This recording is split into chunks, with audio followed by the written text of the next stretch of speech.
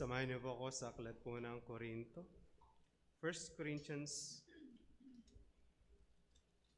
chapter 11.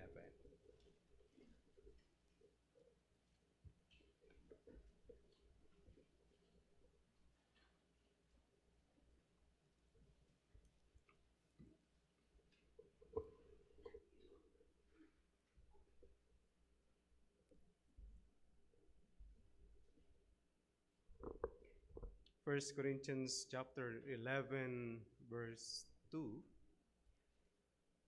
Now I commend you because you remember me in everything and maintain the traditions even as I delivered them to you. But I want you to understand that the head of every man is Christ, and the head of a wife is her husband, and the head of Christ is God.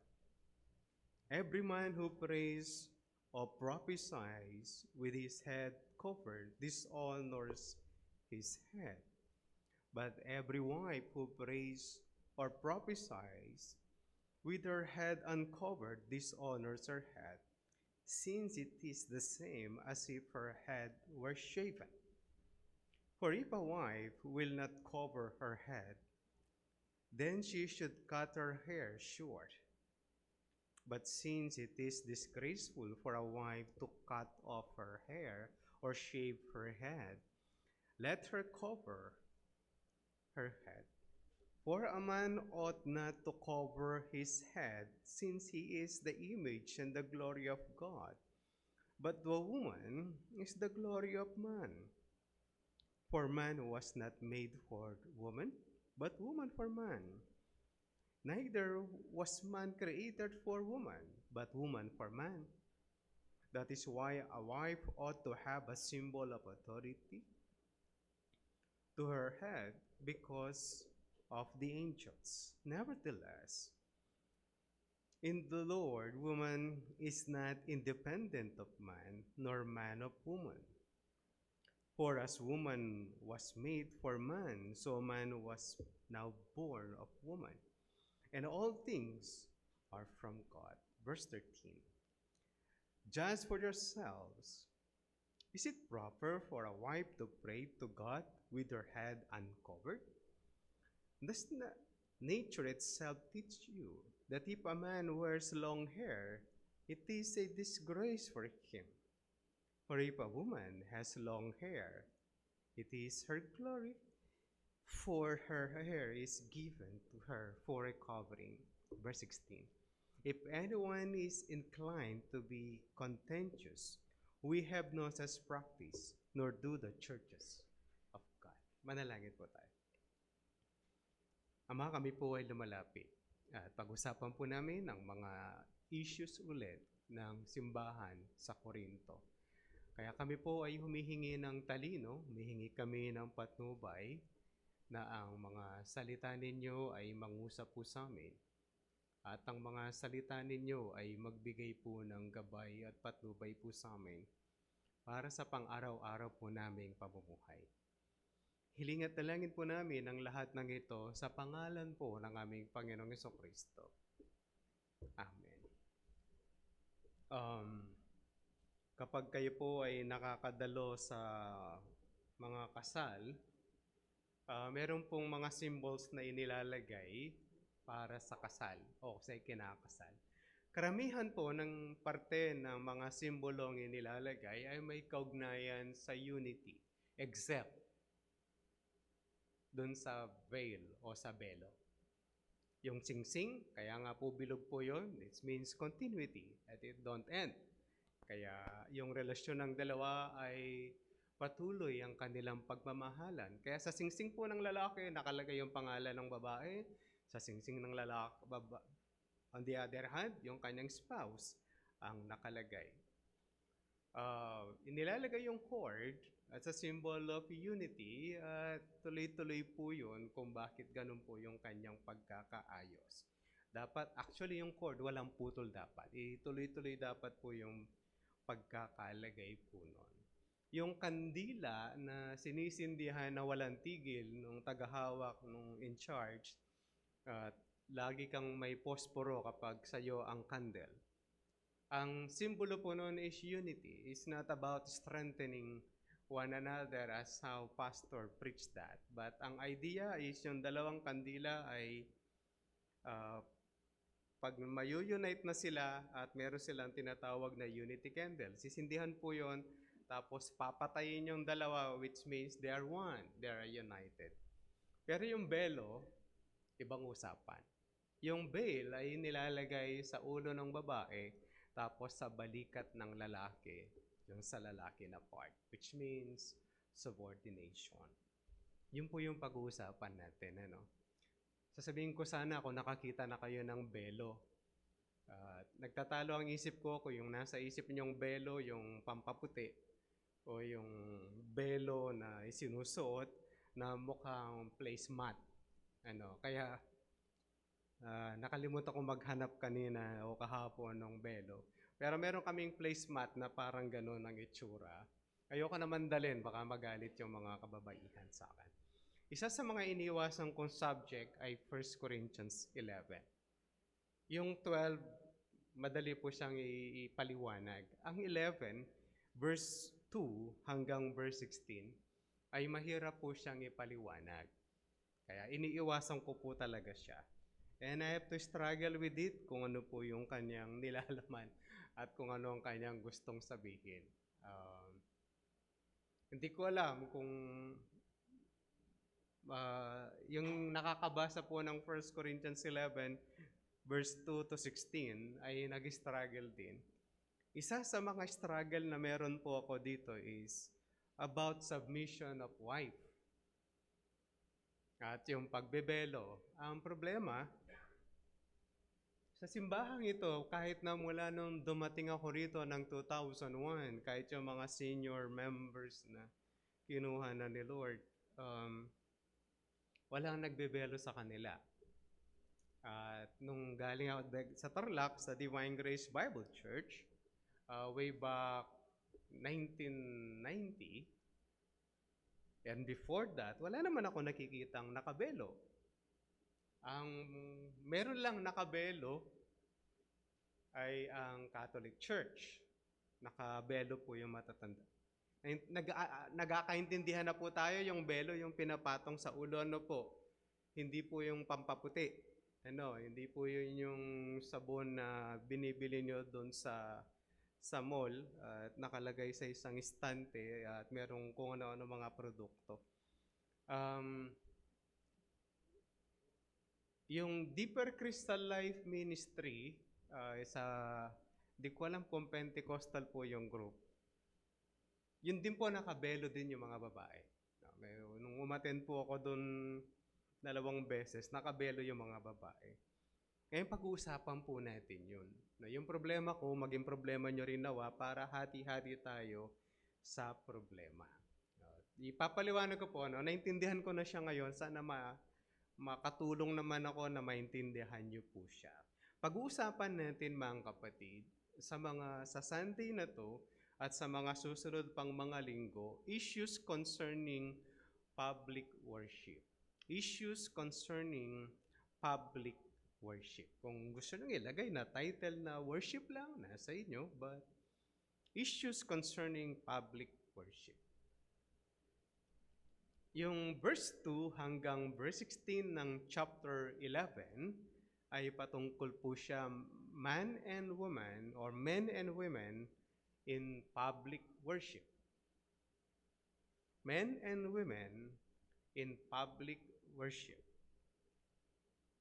Yung verse 17 hanggang 34 ng 1 Corinthians 11 ay patungkol sa Lord's Supper. Lord's Supper, that is in 17 to 34. Yung chapter 12 hanggang chapter 14, spiritual gifts. Spiritual gifts. That is in 1 Corinthians 12, verse 1 hanggang chapter 14, verse 40. Nilagyan ko lang po siya ng verse para hindi siya lalabas na verses yung ating pag-uusapan. Ulitin ko po siya, issues concerning public worship. Men and women in worship, that is in verse 2 to verse 16 ng chapter 11. And then Lord's Supper, that is in chapter 11, verse 17 to 34. And then yung spiritual gifts, that is in chapter 12 hanggang chapter 40. Or in chapter 12, verse 1 hanggang chapter 14, verse 40. O yan, magka-cancel po ako ng Sunday school para ma-take up ko lahat. Hindi po, magka-cancel talaga ako ng Sunday school. Wala naman akong balak tapusin po lahat ito. Actually, verse 3 lang sana yung gusto kong tapusin eh. Kaya lang, nagigilty naman ako. Hindi ko pa may papaliwanag sa inyo yung hanggang verse 16. Mukhang connect-connecta lang sila. Ito po yung problema ko dito. Yung mga tinatalakay po ni Apostol Pablo ay isinulat po ito sa kanya.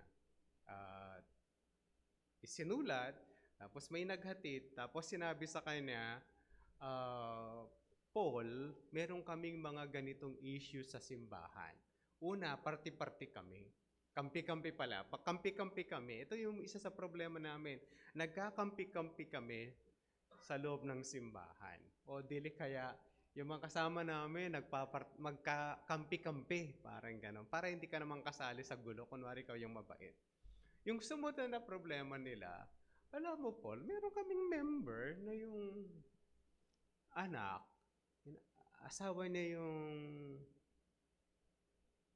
asawa ng father-in-law niya. Alam niyo, ito yung isa sa problema namin. Tapos, isang problema namin, yung kung kakain kami ng karnet, hindi, galing sa palengke ng Corinth. Anong masasabi mo dito? Then, tinalakay niya po yun in chapter 8 hanggang verse 10 na pinag-usapan na natin.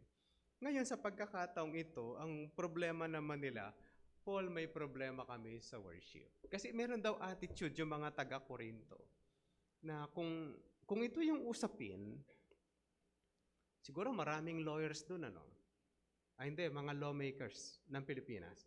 Ito yung batas, tapos mag-iisip sila ng paraan na pwede silang lumiko, pero magagawa pa rin nila yung panuntunan ng Diyos. Alam niyo yun?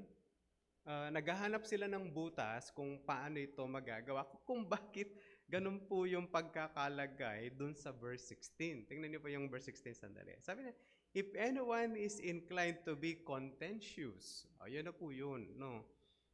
We have no such practice, nor do the churches of God. Kaya kung merong medyo gustong lumiko ng konti at babalik din naman siya, wala na kaming ibang masasabi para dyan. Mukhang, mga kapatid, ang verse 2, actually, ang verse 3 hanggang verse 16 ay cultural issue. Okay? Mukhang cultural issue po ito. Kung bakit sinasabi ko sa iyo, may problema siya, hindi ko siya maintindihan kasi may kaugnayan siya sa kultura. Kaya hindi to isang simpleng practice na merong belong maliit. Di ba? Eksakto lang dito yun eh. 6 lang tayo. Alam niyo yung belo, maliit lang talaga. Ipinapatong lang siya sa ulo. Yun po yung struggle ko. Sabi ko, anong kaugnayan ng verse 2, sali ko na ito, anong kaugnayan ng verse 2 hanggang verse 16 sa Lord's Supper? Anong kaugnayan ng issue ng Lord's Supper doon sa spiritual gifts? Lalo na kapag pinag-uusapan po yung spiritual gifts, meron siyang parte na about love and we battle with love. Anong kaugnayan ni love sa spiritual gifts at siya ay nasa gitna ng 2 chapter? Kaya ito, isa kasi sa definition ko dito mga kapatid, it is my first idea. Ang una kong pananaw sa 1 Corinthians 11 verse 2 hanggang verse 16 ay patungkol po ito sa authority of man. Yung first conception ko po yan. Kaya lang, ang sinasabi ng mga gumawa ng commentary, ang chapter 11 verse 2 hanggang chapter 14 verse 40, ang tinatalakay niya ay worship. Ngayon, kung pinag-uusapan sa verse 2 hanggang verse 16 ay authority ng lalaki sa babae, anong kaugnayan niya sa worship? Kaya ganun po rin minsan magtatanong tayo pag nag-aaral tayo ng salita ng Diyos. Yun po yung aking tanong. O ngayon, anong kaugnayan nung lalaki at babae sa pagpapasakop ng babae sa worship? Siguro, pastor, sa paglilid ng church. Wala naman tayong makikita ang paglilid ng church. Tama, no? Tama ba? Kung napansin nyo kanina, meron bang ang babae dapat manahimik? Hindi na sinabi na ang babae manahimik po dito. Ang sinasabi na yung babae, if the woman pray and prophesy, magsasalita siya, mananalangin din. Mukhang sa publiko din po nangyayari yung mga bagay na yon. Okay, ngayon pag-isipan, pag-aaralan po natin, bakit siya patungkol sa worship at hindi sa authority of man. Kaya yung mga lalaki, pag authority po yung pag-uusapan, pumunta po kayo ng Ephesians. No, walag po dito. Tataob tayo, hindi natin pwedeng gamitin to. Meron siyang konti, pero hindi po siya yung main subject. Pag-usapan na natin, meron po itong iba't ibang mga bahagi. Yung unang parte po niya, tatalakayin po niya yung prinsipyo ng men and women about concerning worship. Tapos yung mga susunod na linya in verse 4, ipipilitin pong ipaliwanag ni Apostol Pablo yung definition pong ito o yung prinsipyo niya. Una, pinalambot muna na sandali ni Apostol Pablo ang usapin. Bago niya sila bibigyan ng malaking usapin, hanggang worship po kasi ito, hanggang chapter 14. Nagbigay muna siya ng pampalubag loob. Sabi niya sa verse 2, now I commend you, di ba naman? Saan ba naman pag sinabi sa iyo yan, tuwan-tuwa ka? Because you remember me in everything and maintain the traditions, even as I delivered them to you. Naalala, natutuwa ako sa inyo. Sabi niya, I commend you, naalala ninyo lahat ang mga tinuro. Yun po yung pagkakagamit po ng tradisyon, hindi po ito tradisyon ng tao. Hindi po ito yung kamukha sa atin. When we talk tradition, we talk of our practices. Katulad po nung ginawa ng isang sikat na kultong pastor na si Ed Lapis. Sabi niya, ang kulturang Pilipino ay dapat nating i-redeem. Kaya nagkaroon ng redeeming the culture. Hindi po ito sa ganong bagay. Yung traditions dito na binabanggit ay patungkol sa mga tinuro ni Apostol Pablo mula sa salita ng Diyos. Hindi po ito mga traditions na culture na meron tayo. Dahil yung kultura po natin ay hindi fix. There is no such culture na fix. Ang kultura ay nagbabago ayon sa scientific pag-aaral, na yung culture nagbabago, iba na yung kultura ngayon, iba po yung kultura sa panahon nung mga namatay na ng mga tao, tapos yung kultura pa beyond that ay mas malala, mas conservative, depende on how we look at it. Nung unang panahon sa Pilipinas, hindi pwedeng makita yung bukong-bukong ng babae. Alam niyo po yun, basta't yung lola ko sabi niya, bawal makita yung bukong-bukong. Kaya yung saya hanggang bakya ang haba. At kailangan na bakabakya sila. Yung maganda po yung pag inaano kayo ng lalaki, hampas mo sa lalaki, makakalimutan niya pangalan niya sa tigaston. Okay? Dapat nakalubog yung bakya. Kasi pag nakita yung bukong-bukong, nasilipan ka. Therefore, meron tayong barot saya na mahaba po talaga yun. Hindi pwede. Pag nahalikan mo yung babae, buntis. O kailangan kayo magkita sa barangay. Kasi kailangan ka na kayong ipakasal sa lalong madaling panahon. And then we have our different cultures, kung kanya-kanya tayong mga practices. Sa northern part ng Pilipinas, hindi naman tayo ganun ka-conservative kasi nakabahag dun eh. Iba naman sila. Yung kultura nila sa kanilang damit. And they fight with that. At hanggang ngayon, pinapractice nila. Merong, sa Kapampangan, pinang ang tawag. Sa Tagalog, bahag. Sa Kapampangan, pinang po yung tawag nila doon. Jig string sa Ingles. Mas maliit po yung sa mga aitas. Pero sa igorot, merong mas malapad po. Di ko alam kung renovation po yung mas malapad kasi nung sumayaw kami, mas malapad yung pinasuot sa amin eh. Kaya yung maikli naming short, hindi makikita kasi nung panahon namin yung short, talagang masikip, Jaworski type. Pag linagyan po siya ng bahag, talagang hindi makikita po yon. It depends. At nagmumove po yung mga kultura po natin. Siyempre, hindi na tayo nagtitinikling kasi may ipit ka. Kaya ang madaling gawin, sumayaw ka ng hawak ko ang beat. Hindi na uso yan eh. Iba tayo. We move and we go on. At sikat din ang Pilipinas sa karaoke. Bakit daw yung mga Pilipino ay puro Celine Dion ang boses? At ganun daw sila kagagaling, sabi ng mga Amerikano. Kaya mga kapatid, we move. Dati pag may patay, malungkot kayo. Ngayon, pag patay, yung last night, may video okay. Can you imagine that? Anong kultura meron? It moves. Gumagalaw po talaga yan. Kaya yung sinasabi ni Apostol Pablo dito, it's not about the tradition and culture na meron po sila. Actually, aatakihin niya po yan sa mga susunod na linya. Sinasabi na, pinapasalamatan ko, naalala niyo rin, yung mga itinuro ko sa inyo. Ayun po, kaya agree tayo, traditions dito is not about the culture. Ayun po, papasok na po siya. Isinumbong sa kanya ang issue ng verse 3. Sabi na, but I want you to understand that the head of every man is Christ. And the head of a wife is her husband. And the head of Christ is God.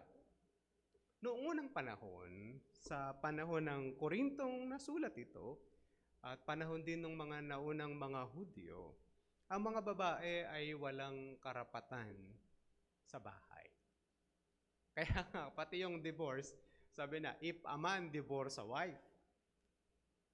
Sa panahon natin, hindi pwedeng ganun. Hindi lang siya, if a man divorce a wife. Sa panahon natin, yung babae pwede rin siyang kumuha ng divorce. Kung sa Pilipinas, yung babae pwede rin siyang kumuha ng annulment. With some reasons lang naman. No? Yung annulment natin, parang divorce din. Mas patagalan lang ng konti yung sitwasyon. Yung babae pwede siyang kumuha ng divorce in her day. Sa panahon po ng masulat yung Bible, yung New Testament, ang mga babae walang karapatan, pwede silang ibenta.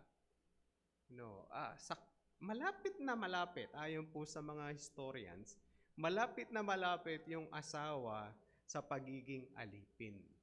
They treat their wives as if they are servants. Ganun po yung treatment po nito. Kaya, ang sinasabi ni Apostol Pablo, alalahanin po natin, baka sabihin, Pastor, yan pala ay may kaugnayan sa authority. Meron siyang meron siyang ganun, mga kapatid. Basta pinapaalala niya sa kanila, ito po yung basic principle ng buhay natin. God, in terms of authority, God, Jesus Christ, man, and the wife. Hindi sinasabi dito, kasi nagkakaroon ng malaking problema sa feminism, kasi yung tingin ng mga tao, kahit po sa pag-aaral kay Jesus Christ, ang Diyos ang mataas, si Jesus Christ ay mas mababa. Mga kapatid, yung pagka-Diyos ni Jesus Christ, hindi naman siya mas mababa kaysa sa Diyos Ama.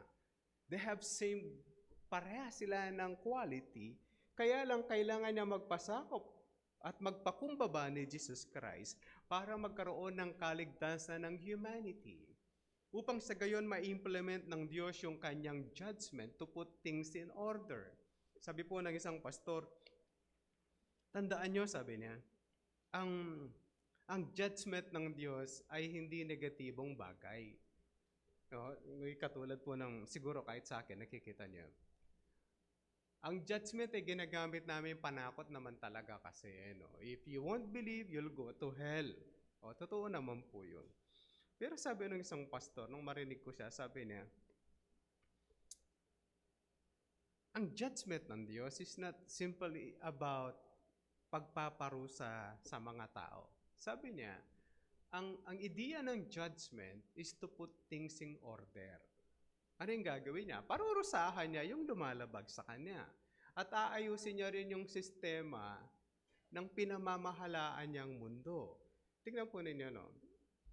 Kung walang judgment, mananatili tayo na yung Senate natin nag-aaway ng parang batang nag-aagawan ng candy. Alam mo yun? O sige, nag-walkout kayo. Di kami papasok bukas. Nag-aaral akong college, ginawa namin yun. Sinara yung, pag 15 minutes late yung teacher, wala nang pasok, tama ba, sa college? Ay, kami lang gumawa. Sinara namin yung pinto. Tapos yung teacher namin nasa labas, hindi namin pinapasok. Kinabukasan, maga yung teacher namin. Pagdating nung time, sinara yung pinto. Di kami nakapasok. Ganti-ganti lang. Parang ganun yung Senado natin, ano? Ganti-ganti, para kami batang loko-loko. And we repented on that. Buti na lang laligtas kami nagsara. Ang gusto ng Diyos, tatanggalin yung makasalanan, gagawa siya ng komunidad na magiging maayos ang sansinukob. That's judgment.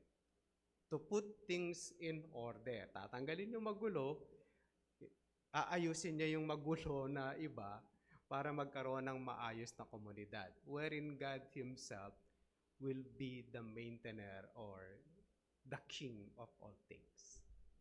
Kasi Jesus Christ dumating sa balat ng lupa, kung si Jesus Christ magpupumilit na kapantay ng Diyos, then yung function o yung gagawin po nila para sa kaligtasan ng tao, para sa kaayos ng sansinukob, won't happen.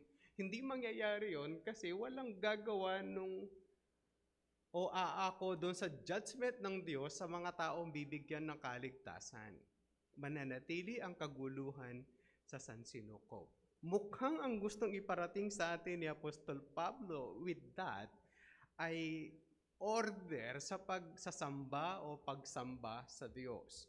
Bakit? Kapag walang magpapasakop, kung babae hindi magpapasakop sa lalaki at hindi nila gagawin yung kanilang responsibilidad na dalawa, then the church will not function very well. At sa pagsamba, magiging magulo. Intindihan niyo po yun? Have you heard, nakarating na kayo, naka-attend na kayo ng gathering ng mga lahat ng mananampalataya tapos nag-pray silang kanya-kanya? How does it feel nung nandun kayo? Sabay-sabay sila nagpipray. May sumisigaw, merong... Mga kapatid, they're doing that with the whole heart. Yung iba naman, nananalangin sila at the top of their voice. Alam niyo yun, yung ibibigay niya lahat, tapos ikaw, sabay-sabay kaming mananalangin o anong ipapanalangin namin. Tapos lahat, tapos merong mag-speak in tongues. Ang tawag natin ay disorder. Why not somebody lead the prayer and everybody will join to that prayer? Anyway, parehas naman kayong gusto mangyari on that day. Kaya yun po yung idea nito.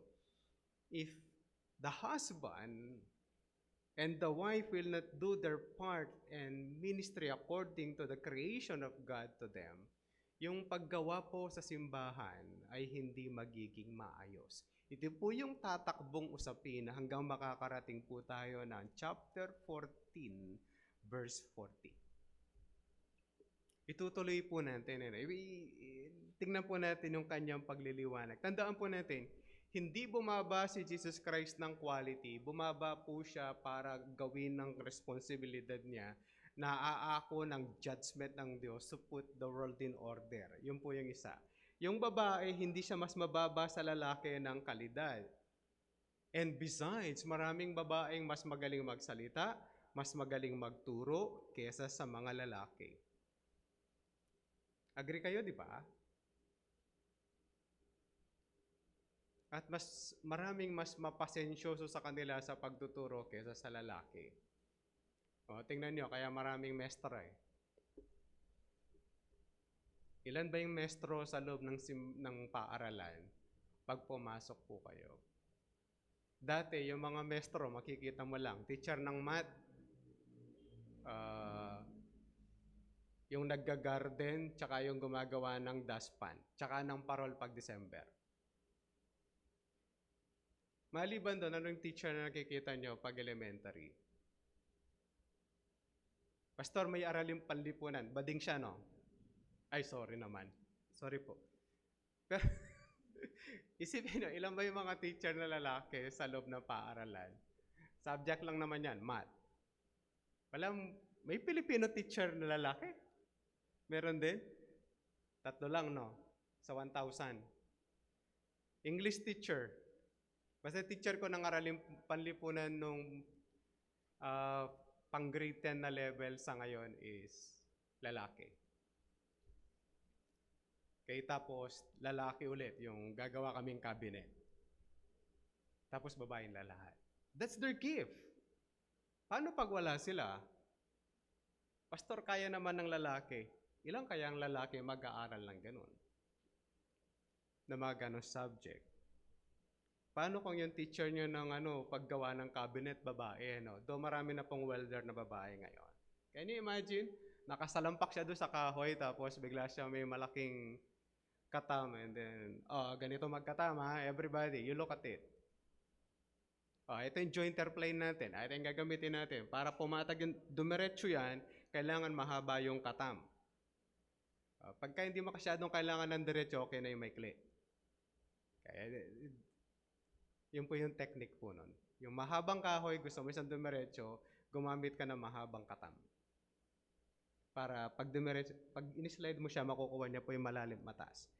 Kaya, this is the gift na. Mukhang yun po yung tatalakay at pag-uusapan sa mga bagay na to. Let's move on, mga kapatid. For the further explanation of the point, sabi na sa verse 4, every man who prays or prophesy with his head covered dishonors his head. Lalaki muna tayo.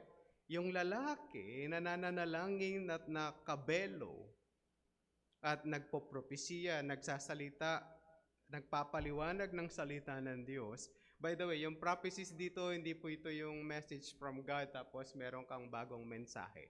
Mukhang ang propesiya dito, mga kapatid, ang tinatalakay, yung traditions na tinuro po ni Apostol Pablo. Explaining things at yung mga bagay na nandun sa Old Testament. Yun po yung idea ng prophecies. Sabi na, kapag nakatakip ang ulo, he dishonor his head. At ayon dun sa verse 3, ang head ay si Jesus Christ. And dishonoring daw yun. Di kayo pwedeng mag-Bible study na naka-hoodie. Kasi nakatakip ang ulo. Ngayon pupuntan tayo sa kultura. Bakit ganisulat ito? Anong ibig niyan sabihin? Kasi ganito, mga kapatid, karaniwan daw, yung lalaki, kapag siya ay nagtatakip ng kanyang ulo, karaniwan, siya ay nalulungkot o namatayan. Kaya kapag yung lalaki, nagtuturo daw siya na nakatakip ang kanyang ulo, siya ay nalulungkot o namatayan. Sabi na, pagka ganun ka nagtuturo, you dishonor Jesus Christ. Kaya hindi pwedeng ganun dapat. Dapat yung lalaki, hindi siya nakatakip ng ulo.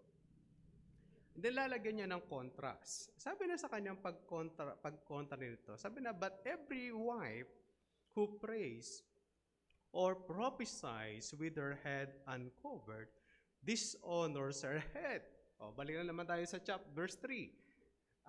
God, tapos Jesus Christ, tapos man, tapos the wife. Yung head ng wife is the man o the husband. Tama? Dapat daw siya kapag siya nag-pray in public at nang turo ng salita ng Diyos in public, dapat daw nakatakip siya ng kanyang ulo. Babalik na po tayo sa pagsamba. Anong kultura noon pag pinag-uusapan po yung ideya ng pagsamba? Kasi po ganito yon. Balikan natin ang kultura nila. Meron daw mga babae noon na yung buhok po nila ay inaayos nila in a sense na maka-attract sila ng partner in life o kung may asawa na, maka-attract pa sa community. O dili kaya, ito show off yung beauty ng kanilang buhok. Okay? Kaya kapag sila sasamba, sabi na, tapos yung buhok nila ay nakaayos ng that cause attraction, sa halip na yung mga tao makikinig at sasamba sa Diyos, nakatingin sila sa ulo nun, babae. Ngayon, kapag ka nagbabahagi din siya ng salita ng Diyos, yung pray and prophesy, mukhang sa public po nila ginagawa ito. When you that in public, kailangan yung babae ay nakatakip ang kanyang ulo. Not to show off yung kanyang buhok, baka maisip daw ng tao na yung babae ay sa halip na mangangaral ng salita ng Diyos, siya ay nag-a-attract sa kanyang sarili. O kaya kailangan nakabelo po siya. Yun po yung purpose po ng kanyang belo. You attract people para matanggal yung pag-a-attract ng babae sa pagsamba o pagtingin ng mga tao sa kanya at alam niyo yun, pag nakabelo siya, will be focused on God. Kapag hindi, na pupunta yung attention sa kanya. Kaya kung tutuloy po natin yung line, sabi niya, since it is the same as if her head were shaven.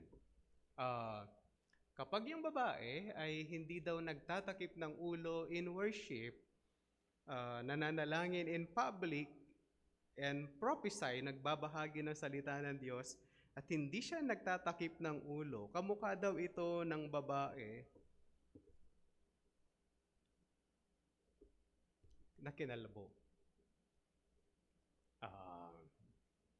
Kaya sinasabi ko, yung 1 Corinthians 11, verse 3 hanggang verse 16 is more of a cultural issue rather than practices na pangkaraniwan. Bakit? Iba-iba po ang kultura ng tao. Hindi po ganon sa Pilipinas. Lalo na sa mga tarem. No, hindi inaayos ng mga babae yung buhok nila to attract yung mga tao in their worship. Kaya hindi naman tayo kailangan mga babae, hindi naman kailangan pong magbelo dito. Sa kanila kasi, sa Corinthian issues, sa kanilang panahon, yung sumasali po sa Isthmian Game, which is lugar po ng mga taga-Corinto. Yung mga sumasali sa Isthmian Game, mga lalaki lang. Ito yung ginagawa ng babae. Nagpapagupit sila para sasali sila sa marathon. Dati hindi sila kasali. Ano po? Lalaki lang ang sumasali. Sa panahon po natin, they have equality with that. Ngayon, meron daw mga sumasali at sila'y nagpapagupit. Kaya, meron bang certain issue about that? Meron pong issue patungkol po dyan, mga kapatid. It's not simply about disgrace. Noon, kapag ikaw ay ginupitan, ayon sa ibang mga nag-aral ng mga bagay po na to sa Corinth, ayon sa isang Talmud, kapag nag-shave po yung babae o shinib po yung babae, sabi niya, siya'y pangit. Ayon po doon sa Talmud to ha. Ulitin ko po. Corinthian issue po ito, ano? Kasi yung mga babae ngayon maikli na yung buhok nung marami. Ano po? Ano ba yung maikli yung buhok dito? Huwag kayong sasabay ng pagpapagupit sa amin. Razor, gaganon lang yung gagamitin nung gugupit sa amin. Okay? Sabi ng Talmud, kapag yung babae daw ay na-shave, yung kanyang ulo, siya extremely ugly, sabi. Si Chrysostom, one of a theologian, sabi niya, ang babae daw na sineshave ay guilty po ng adultery. O siya ay isang prostitute. Si Aristophanes, sabi niya, yung batang babae daw na matigas ang ulo, kinakalbo. Yan. Yung mga matitigas na ulong anak niyo po, kalbuhin niyo na rin. Yun din yung sabi po ni Aristophanes. Kaya cultural po ito. Hindi to siya, yung iba kapag maraming, maraming kuto, pinapakalbo, ano? Kaya, ang point daw ni Apostle Paul, mga kapatid, sabi ni Apostle Paul, kung ikaw, sabi niya, sa taga-Corinto ito, no? Hindi po sa pangkaraniwang kultura kung saan man. Sabi niya, kung willing ka na magmukha kang prostitute at rebelding babae, o sige, magpakalbo ka. Parang ganun daw yung kanyang gustong sabihin. Intindihan po natin. Cultural siya, ano? Kasi meron ng babaeng may ang buhok. Pag nagpagupit yung lalaki noong mga 90s, yung lalaki, sasabihin sa nagugupit, anong gupit mo? Maliban sa barber's cut, ang sasabihin niya sa'yo ay 7 kung ikaw yung nagugupit. 7 po yun, 7, kaya 7. Sa panahon natin, anong gupit mo? Yung may guhit dito, tsaka may guhit dito. Yung nagguguhit, yung merong guhit dati dito, nakisapakan po yun, ano? Kaya nagpeklat, wala nang buhok. Ngayon yung mga bata, ay yung mga tao, pinapashave nito, ibig sabihin nasapak na yun. Kaya gano'n. Tapos gagawin niya rito, parang mukhang demonyo, ay yung matulis-tulis, parang matapang, mabangis. Wala naman tayong issue doon. Sa kanila issue po yun. Ano? Kapag baptist kayo at Bible baptist kayo, hindi ka pwede yung buhok mo umabot sa tenga. Ang sasabihin niya sa'yo, nabibingi ka na sa Word of God. Kaya kailangan nakalabas daw yung tenga. Ano? Kaya cultural po siya. Ano? Kaya yung, isipin nyo, sa panahon po nila Charles Haddon Spurgeon, meron silang ipinapatong sa ulo. Alam niyo yun? Para hindi palalamigan yun. Akala ko pag ikaw ay mataas ang posisyon, may ganun. But may parte po siyang ganun. Pag nagtuturo sila, meron silang inalalagay. Pero ayon sa isang explanation, pantanggal pala yun ng lamig. Pero yung iba ginagamit to show their authority. Wala tayong paki doon. Ano? Ang issue natin yung Korinto. Ulitin po natin. Yung mga babae noon, inaayos yung buhok nila because sometimes they attract attention. Lalo na po yung mayayaman. Kaya gaya-gaya tayo doon sa mayaman. Sa Pilipinas, gaya-gaya tayo dati sa gupit po nung artista. Ano? Kaya mga kapatid ko, alam ko maka-Sharon kasi yung gupit nila kamukha ni Sharon.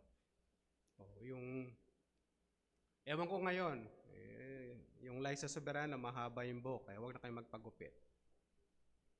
Depende kung sino yung tinitinan ng artista. Ano? But yun po yung idea po nito. Kaya in worship, magbabantay po tayo. Kapag yung lalaki, nangangaral ng salita ng Diyos at nakakover po siya, namatayan daw yun. O hindi pwedeng ganon. Ngayon, yung babae naman, kapag nag-ayos siya ng buhok to attract men, lalo na sa Sunday, sa mga pagtitipon ng mga mananampalataya, hindi daw tama yun. Therefore, we have to magtakip sila, maglagay ng belo para hindi sila makakos ng attraction. At yung tao will be simply focused on worship. Kasi gumagawa daw sa kultura ng Korinto ay mayayaman. Then yung may medyo middle class saka mahirap, they tend to copy that. Ay, ganun pala, para mas maganda. Ganun po yung. Iba po yung usapan nagpapaganda, ha? Ay, pastor, yung mga babae, maging losyang na lang. Hindi po. Ang point lang nito is, they would cause attraction. Yung may asawa po to, ha? Okay? Sabi na, wife, husband, wife, and in showing of subordination. Ngayon, intindihan nyo na po na yung mga punto dito ay patungkol sa worship. It's not about the authority of one another. Kasi nga meron silang ganong background. Okay? Tutuloy na po natin. Sabi na sa verse 6, basahin ko siya ulit. For if a wife will not cover her head, then she should cut her hair short. But since it is disgraceful for a wife to cut off her hair or shave her head, let her cover her head. Malinaw po siya. Verse 7, tuloy po natin. For a man ought not to cover his head, since he is the image and glory of God. But woman is the glory of man. Kaya yung lalaki is the image of God, yung babae. Ipapaliwanag niya po yung ibang bagay, no? Kami pastor, we'll go on. Verse 8, for man was not made for woman, but woman for man. Neither was man created for woman, but woman for man. Lamang tayo pati, O verse 10, malapit na magiba.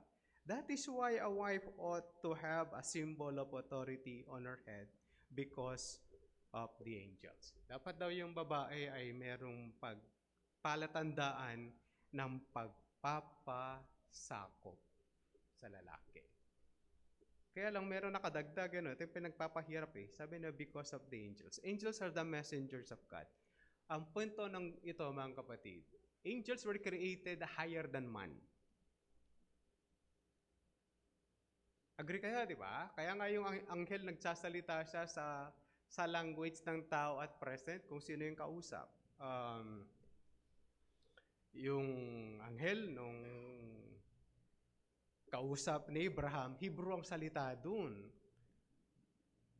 Pero si Angel Gabriel, nung pinadala siya kay Mary, Koine Greek ang ginamit, which means common Greek. Hindi po itong malalim na Greek. It's a common Greek, yung pangkaraniwang ginagamit po sa pakikipagtalastasan ng mga tao sa panahon po ni Mary. Greek naman ang ginamit. Nung panahon ni Daniel, they might be using Aramaic ng mga anghel. At yung mga anghel tumatagos sa pader. Kaya pinagtatawanan natin yung sarili natin kapag may multo, nagtatakip ka ng kumot. Multo yun tumatagos sa pader Sipin mo, nakapasok sa kwarto mo, di siya makakapasok sa kumot. Ikaw naman, nakaganyan ka, tapos sinisilip mo siya kung nandun. Kung dumungaw siya doon sa harap mo, anong gagawin mo naman? They have better bodies than us. Kaya yung sa kanilang katawan, pwedeng panglangit. Yung sa atin, hindi. Ang sinasabi nito, remember the angels. Kung yan mas mataas sa atin, ang tawag sa kanila ay ministering spirits. They humble themselves to serve man on this earth. Tapos ikaw, mas mababa ka pa nga sa anghel, tapos gusto mo mas mataas ka sa kanila. Alalahanin natin sila. Because of the angels, mataas ang kanilang level but they humble themselves. Remember Jesus Christ, He is God but humbled Himself and became a servant of God for the payment of sin of man. Then mag-change po yung idea doon sa nauna. Verse 11. Nevertheless, in the Lord, sa church, woman is not independent of man nor man of woman. Ayan. Kahit sa bahay po. For a woman was made for man. Yan, pinagmamalaki na, galing kayo sa amin Sasagot na po, may sasagot na yung babae. Bakit? Sinong nagpanganak sa'yo? Si Eva lang naman ang galing sa lalaki. O ikaw, saan ka galing? Sa nanay mo. Patas na. Equal na, no? Adam came from dust and Eve came from the Eve of Adam. Pero lahat ng sumunod dun came from the woman. May pagmamalaki pa tayo? Masakit ito, ninalagaan ka pang 9 months sa tiyan. 7 kung mas early ka lumabas sa kalikutan mo. Hindi, premature. Isipin niyo po yung mga bagay na to. Ito po yung sinasabi niya. Huwag ka nang magmalaki ngayon na ikaw ay ang babae galing sa lalaki. Si Eve yun. Pero si Abel came from the woman. Ikaw din, na lalaki, you came from a woman. Patas na. Ang point nito, mga kapatid, yung lalaki, yung the husband, is not anymore independent. Kinreate ng Diyos si lalaki at si babae, they are different but complements one another. Alam niyo ba yun? Problemado kayo pag wala yung partner nyo sa life, di ba? Pag wala yung partner mo, parang maganda sa simula bukas hindi na masarap yun. Tanungin nyo po. Kahit po yung mga lalaki na macho, tanungin nyo. Una, okay, one day, bukas hindi na masaya yun. Bakit? Naubos na yung ulam Magsasayang na siya bukas ulit. Tingnan niyo po Isa sa problema ng babae, asawang babae, anong ulam bukas? Breakfast pa lang yun, stress na yun. Hotdog. Siyempre, di naman pwedeng araw-araw hotdog. Si Patrick lang may gusto niyan. Corn beef. Sardinas na may ampalaya. Ham. Bacon. Sige. Pag wala ka na maisip, pwedeng noodles na lang. Pansit canton na yung susunod. Tapos yung pansit canton na hindi mo naintindihan yung sulat, tsaka yung noodles. Yung ganun. Luluto mo pa rin kakainin. Tapos, ano uulitin mo ba? Ulit. Pandesal muna. Tapos, susunod, ano ulit? Breakfast pa lang yun. Yung lunch. Adobo, kaldereta. Tapos iba-iba pa. Kapag marami kang anak, anong gusto mo? Ay, huwag kayong magtanong. Maraming sagot. Kahit na pork chop na lang. Sagot pa rin, ano? Alam na yon. Tapos na yung lunch, dinner. Meron pa naman magandang solusyon, painit mo na lang yung lunch. Damihan mo yung lunch. Bukas, ano ulit? And with the details of life, woman was designed that you need them. On a long perspective, you need the man. Kaya ngayong paglikha po ng Diyos, kahit po yung disenyo ng kaisipan ng lalaki at babae, magkaiba talaga sila. But they complement one another. Ganon din po sa church in our worship. Yung mga lalaki sa simbahan at babae sa simbahan, meron silang kani-kanyang kakayanan at katalinuhan na kailangan nilang gawin ang kanilang responsibilidad sa simbahan for the church to grow. Meron pong school sa pagpapastor. Witness po ako ng Phoebe's College of Bible. Marami pong nagpapastor. Alam niyo, mas marami nag-aaral ng Christian education. Mga babae karamihan. Kaya pag nakita mo yung attendance, mga 40% lang po yung lalaki sa Bible school. At least Phoebe's College of Bible po yan, Baptist background. Pagka Grace Ministerial Academy, of course, mga lalaki lahat makikita nyo to. But generally, sa mga Pentecostal, mas marami na po yung babae. Kasi sabi nila, marami pong babae, mas magaling sa lalaki. Totoo naman po yun. But kailan sila pwede magturo? They could teach women to women. Magtuturo sila sa mga bata. Sila po yung mas nakakagawa ng mga bagay na gano'n. That God had given that patience. Kung yung nanay kurot, si tatay palo. Pero magkaibang sakit yun, no? Alam mo yun, yung ngingiwi ka talaga kahit anong gawin doon, no? But the design, yung patience of doing those things, yung detail sa pagtuturo ng mga bata, ganun po kagaling yung mga babae. That's why di natin pwedeng sabihin lahat ng ministry and teaching should be only on man. No. God had given the woman to do the ministry. Kasi sinasabi ko kanina doon sa verse 6 o verse 5, hindi naman binabawal yung babae to prophesy. Ang punto lang naman kapag sila ay nagturo sa lugar na dapat silang magturo, magpapakita sila ng subordination nila sa kanilang mga asawa. Yun po yung problema naman kapag sa simbahan, pastora ang nangangaral. Bakit? Yung asawa niya nasaan? Yung pastora ang leader, yung asawa niya ay nasa baba, hindi siya leader. Ang mahirap, hindi pa leader yun sa buong church. Pag uwi sa bahay, siyang leader, merong conflict. Alam niyo yun? Kahit magaling po sila, meron silang specific role para sa kanila. Yun lang po naman ang sinasabi ni Apostol Pablo. The woman should do the role in the church accordingly. Don't fight. That's the design po ng Diyos. Ulitin ko po yung buhok, yung pagpapagupit, cultural. Kultura yon at pag-aayos sa Korinto. Hindi tayo sakop ng kulturang yon. Hindi naman natin issue mahaba at maikli yung buhok. Tama po. Lalo na mainit dito. Pag tinanong, ba't kayo nagpa-maikling mainit? Ano pang masasabi mo dun? Yung lalaki, ba't mahaba yung buhok mo? O yung mga lalaki, ba't kayo kulot? Gusto ngayon, yung kulot nandun lang sa taas, kailangan mo pang ipakulot yun, hindi siya original. Alam niyo ba yun? Tapos mahaba, si Don King lang may ganun dati. Ngayon, yung pasimuno ng boxing, Can you imagine that? But we still copy. But hindi po natin issue yung buhok. Pero kapag yung buhok mo ay gusto mo ring mahaba, mukha ka naman magmukha ka pa rin lalaki. Yung babae, magmukhang babae pa rin. At iba po yung design ng pagpapagupit ng babae. Pag maikli siya, meron sila sariling tawag. Kaya yun po yung gustong puntahin ni Apostol Pablo. Kaya hindi po tayo, sabi na, hindi ka nahiwalay. You need each one. Huwag mo rin pagmamalaki na ikaw ay nauna at galing ang babae sa'yo. Si Adam and Eve lang po yun. Dahil ngayon, hindi na ganon. Dahil yung mga lalaki, galing na rin sa babae. Tutuloy po natin. Kaya sabi na ito po yung challenge niya sa kanila. Judge for yourselves. Is it proper for a wife to pray to God with her head uncovered?